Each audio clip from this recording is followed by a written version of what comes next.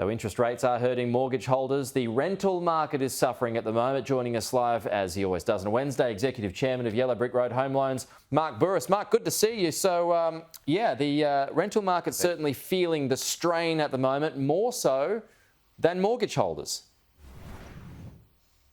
100%. So there's a lot of numbers to cover off, but basically there's a 21% fall in supply of rental properties across Australia, a 21% fall over the last 12 months.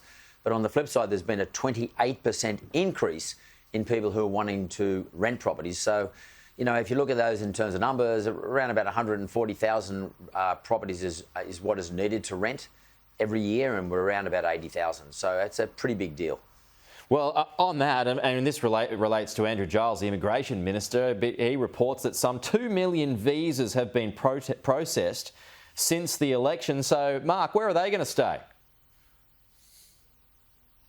Well, I don't know where they're going to stay, and that's a big problem. But I do know one net effect of all that is if you increase the demand for rental from, you know, the last 12 months, our own rental increase in demand to another 2 million or whatever the number happens to be, you're going to see rent prices increase crazy. And we've already seen a 19% increase in house rental prices over the last 12 months and a 15.7% increase in the unit prices over the last 12 months in terms of rentals. And I would expect to see that to continue to grow over the next 12 months, especially if we hit it up with another 2 million people coming to Australia. Right, okay. And by the way, a really important factor on that, Pete, is that rental price increases have a big impact on inflation. True. OK, as for interest rates now, KPMG with some figures out this morning, Mark. Rates will hit 3.35% by early next year. So there's still a way to go.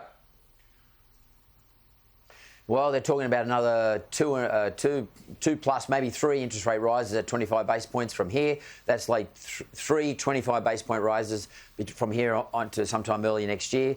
Off the back of that, KPMG has also predicted that real wages will decrease because we've got a much bigger impact of interest rates on people's businesses.